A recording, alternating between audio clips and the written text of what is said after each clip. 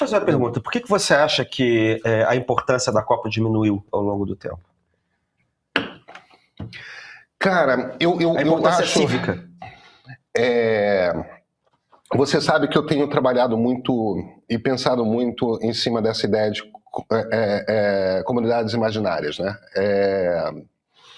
Daquele antropólogo canadense, o Benedict Anderson. O Benedict Anderson. Não é historiador, não? Enfim. Dance. É que quando chega no... Lilia Schwartz também é antropóloga. Não. É porque eu acho que tem um mito nas ciências humanas. Que você sobe um degrau e já não importa muito se você é sociólogo, antropólogo, historiador, cientista político. Por isso que eu falei. Porque tem uma hora que as humanidades se juntam todas e se encontram, né? O cara vai subindo e ele fica interdisciplinar, começa a falar de ciência política, de história, de direito, tudo ao mesmo tempo, né? Mas tem que ser muito foda pra fazer nada. Não é mesmo? Um dia eu ainda vou conhecer um desses. Quem sabe vir até amigo. Às vezes não é tão foda quanto você imagina. No meu caso, acho que está distante porque eu sei o meu lugar. Não se deprecie, mulher! Esse era o personagem do Jô Soares. Eu tenho pensado muito no conceito de comunidades imaginárias. O que o Anderson saca? Ele vai para a história do nacionalismo e o que ele diz... veja, tem essa ideia de que nacionalismo está diretamente ligada à democracia. A gente já tem há muito tempo. Isso já que as democracias liberais, a partir do século XIX, se consolidam nos países que desenvolvem o nacionalismo. Isso é uma ideia que a gente já tem há muito tempo.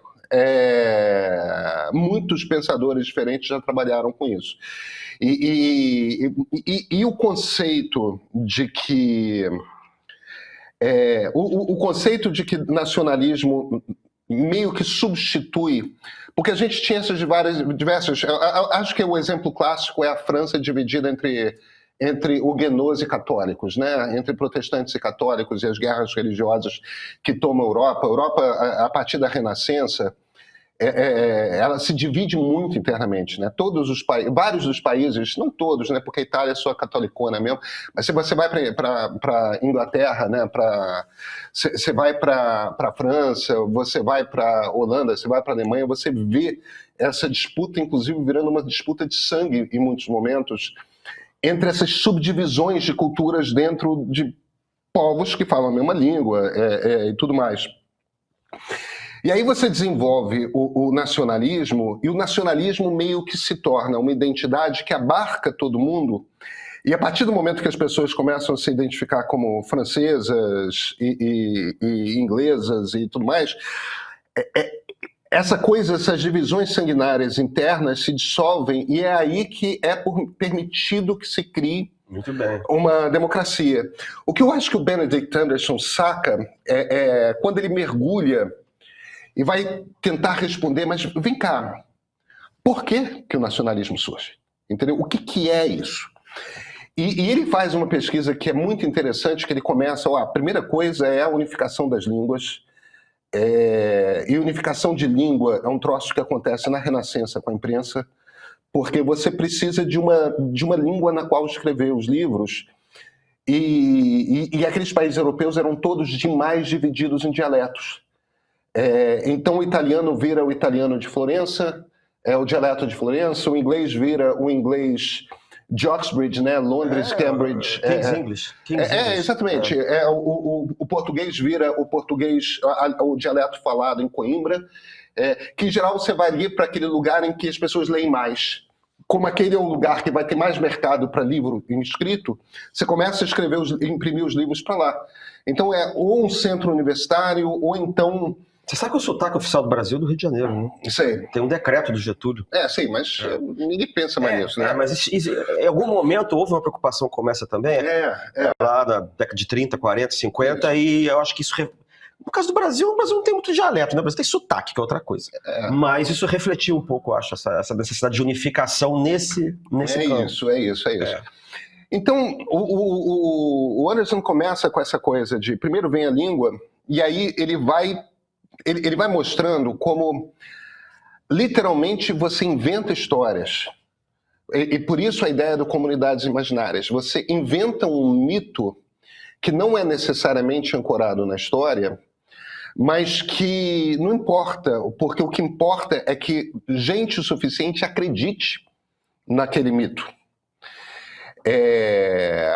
O que eu tenho defendido, a gente já conversou sobre isso algumas vezes, essa pelo menos é a história da qual eu me convenci, é de que o nosso mito fundador é a ideia da união de três raças.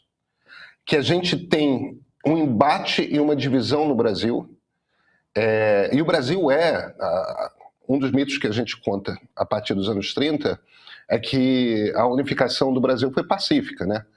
Quando o Brasil foi um país em revolta permanente da independência até 1930. Christian, tem revolta o tempo todo. Ou revolta popular, tipo Canudos, vacina, etc. Contestada é meio que uma revolta popular também. Ou então são revoltas... Deixa eu explicar assim, porque eu estou fazendo essa cara. Porque, em geral, quando se diz isso, é que está se comparando com a América Hispânica. Aí, quer dizer, como lá teve 3, 4 vezes mais... Não, eu sei disso. Aí eu acho que tem um pouco esse negócio. É só essa pontuação que eu acho que tem que fazer, entendeu? Que teve, às vezes não é nem por bons motivos que teve menos. Né? Não. Mas, eu acho que tem uma diferença mesmo português e espanhola. Mas, o meu livro lá, Fundações do Pensamento Político Brasileiro, que aliás tem aí também aqui no nosso meio, lá um curso que eu dou, lá, o Política Brasileira Origens, ali tá contado exatamente como é que você constrói o Estado Nacional. Como é que é difícil construir o Estado Nacional, como é que você construiu uma narrativa, como é que você tem um negócio do Estado, como é que é de cima para baixo que você constrói aquele troço. E quando você começa a consolidar, você tem que se dar uma história, que é o que o Van Hagen faz na história geral do Brasil, e aí depois você vai... esse Estado é que vai criar a sociedade. E aí é que aparece o mito das três raças. Claro que já está lá, né, mas não está mobilizado ainda. Com o Márcio e, sobretudo, com o Silvio Romero. Mas a coisa depois ele vira positivo com o Gilberto Freire. Pois é, mas o ponto eu acho até que o Mário de Andrade já tem um pé nisso aí forte, tá? Mas é mesmo época do... Claro, é 5, 6 anos antes, né? O antropofagismo é de 5, 6 anos antes. Mas o antropofagismo é o Oswaldo de Andrade. É o Mário. Tá bom, é o Mário. Quem escreveu o manifesto foi o Oswald. Mas as ideias são do Mário. O gênio ali é o Mário. A mente inquieta. O Mário tinha uma coisa de Caetano Veloso. Aliás, eu acho que o Caetano é o novo Mário, no sentido de que ele nunca fica velho. Ele nunca está... A cada 5 anos ele está pensando coisas completamente diferentes. Ele tem essa coisa dos interesses móveis que eu acho fascinante, tá? E é muito interessante. O Oswald não. O Oswald é aquele sujeito que nem Chico Buarque. Ele fica na mesma coisa pelo resto da vida. Tá. Mas vamos voltar. Por que o Brasil, então... Eu acho que a gente criou ali, a partir dos anos 30. Eu estou falando 30 por causa do Gilberto Freire, mas você pode puxar a meados dos anos 20, que essas ideias já estão ali. Agora, é nos 30 também porque o Estado Novo abraça esse negócio e torna a política oficial, né? E o Estado Novo, ele tem uma preocupação de doutrinar quase. Né? Assim, tem que lembrar uma coisa assim, as massas estavam entrando. Isso. E a gente estava vindo da Primeira República, que era toda estadualista, você tinha um medo danado do separatismo. São Paulo e Minas mandavam, o Nordeste começava... O temor do separatismo era geral, então você tinha que cimentar de novo esse negócio. Você vê, outra coisa do Mário é a criação dos fãs. A gente já teve essa conversa, é o Rodrigo Melo Franco de Andrade que vai dirigir, mas os fãs começam a dizer o que é a cultura brasileira. Tem Gilberto Freire ali também, manifesto regionalista. Sim, mas aí, tipo, é o Casario de Recife e Olinda, é o Pelourinho em Salvador, são as cidades históricas de Minas, são as missões no Rio Grande do Sul. Você começa a criar uma coisa, tipo, você vai... E ao mesmo tempo você tem o Câmara Cascudo dizendo, olha aqui o folclore, o próprio Mário pegando as músicas de Ninar, o Villa-Lobos faz as músicas, o Villa-Lobos dá um lustre erudito para isso, né? O Villa-Lobos ele recolhe as músicas antes que elas desapareçam. É isso. Do folclore, as cirandas, as cirandinhas, os cânticos regionais. E ao mesmo tempo o Villa-Lobos vai tentar fazer uma música erudita brasileira, e eu acho que consegue com muita elegância, embora cá entre nós eu acho que aquele discípulo dele Tá um degrauzinho acima. Mas... eu acho que não dá pra comparar não, mas tudo bem. E o Tom Jobim ficaria enfurecido de ouvir isso. Eu sei, mas não tem problema. Aquele discípulo do Villa-Lobos a quem eu me refiro é Antônio Carlos Jobim. Antônio Carlos brasileiro Jobim. De Almeida Jobim. Isso, brasileiro. Então, cara, histórias como o amarelo é do nosso ouro e o verde é das nossas matas faz parte dessa criação, entendeu? E o Monteiro Lobato faz parte dessa criação. Eu acho que a gente monta um baita de um pacote que é uma história de o que o Brasil é, que vale dos anos 30 até a primeira década desse século. E tem outra coisa, que aí eu tô pegando de volta para o futebol, né? Porque a gente cria identidade, mas a gente está num momento assim, a gente substitui o cosmopolitismo periférico da Primeira República, da Belle Époque, em que a gente quer se modernizar, se abrindo para a Europa, para a França, para a Inglaterra, para os Estados Unidos, mas a gente se acha que é o cocô do cavalo do bandido.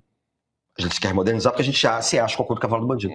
Aí quando aquela globalização da Belle Époque acaba e vem aquele medo danado do imperialismo estrangeiro, existe a necessidade da gente retomar uma narrativa nacionalista que a gente tinha feito em parte no Império, com o indigenismo, com aquele negócio, com o Instituto Histórico, aquele negócio todo. Aí é esse momento que você está descrevendo. Mas assim, agora que eu desenvolvi a hipótese que você está falando. A hipótese é do seguinte, a gente cria uma identidade, mas essa identidade continua trancada na gente mesmo. A gente ainda não está na história universal. A gente não participa do mundo ainda. Quando é que a gente vai participar do mundo? Em 1958, meu filho. Que aí, quer dizer, a gente tinha uma inserção no mundo positiva que era Santos Dumont. Mas Santos Dumont era uma coisa muito remota, né? Que a Europa se curva diante do Brasil. Tinha Rui Barbosa na Conferência de Haia. Mas isso era muito pouco popular. A primeira vez que você tem um acontecimento a que o país está vinculado e que a gente está se projetando lá fora, e o Brasil vai ser visto como grande, e isso vai quebrar o complexo de vira-lata, como bem assinalou na época o Nelson Rodrigues, é a Copa de 58. É por isso que eu acho que essa coisa da Copa do Mundo se torna muito importante. Eu acho que é mais do que isso, tá? Na projeção da identidade para fora, entendeu? Eu acho que é mais do que isso. Do orgulho nacional para fora. Eu acho que é mais do que isso. Eu acho que começa com a Marta Rocha, em 54. Tem uma coisa que é muito impressionante. É anos 50, sem dúvida. São os anos JK. Embora Marta Rocha seja 2 semanas antes do atentado contra o Lacerda, eu acho que a Marta Rocha é o primeiro instante disso. É uma frustração. Eu acho que a gente tem 2 frustrações, que é o final de 50 e a Marta Rocha 54. Sim, eu acho que o impacto da Copa de 50 da derrota tem a ver com isso. Porque você reforçou o viralatismo. Super acho. Aí você tem a coisa da Marta Rocha, e a Marta Rocha tem um ponto importante, que é o seguinte, é uma coisa muito engraçada, que por conta desse novo livro, eu pesquisei essas histórias muito a fundo. Novo livro, a saber? Sim. Atenção, o aumento do jabá. É um livro sobre a crise da Nova República, e eu estou tentando explicar a partir dessa perda da identidade nacional, que eu acho que a gente tem. A gente teve uma perda da identidade nacional. A Marta Rocha, ela perde por causa de 2 polegadas. Eu ouvi essa história a infância toda, você ouviu essa história a infância toda. Se você pega as pessoas entendidas, o que elas vão te dizer, não, isso é mito, não foi isso, na verdade, que aconteceu. Aí eu fui pesquisar a coisa e não, foi exatamente isso que aconteceu. Tipo, toda a imprensa do mundo dá a história, o júri faz um empate, o júri empata entre a Marta Rocha e a Americana 3 vezes. Aí, um executivo da Catalina, a fábrica de maiôs, que patrocinava o Miss Universo, chega lá e fala, olha, não, já que vocês estão empatando direto, deixa eu falar, a gente precisa vender maiô, a gente precisa que a Miss Universo seja a garota propaganda dos nossos maiôs, é por isso que a gente patrocina o programa, e o corpo da americana vende mais maiô do que o corpo da brasileira. Porque a Marta Rocha tinha menos cintura e mais quadril, que é o corpo violão, que é o corpo da mistura das 3 raças, que são as curvas. Como é que era a marchinha? Por 2 polegadas a mais, passar a baiana para trás.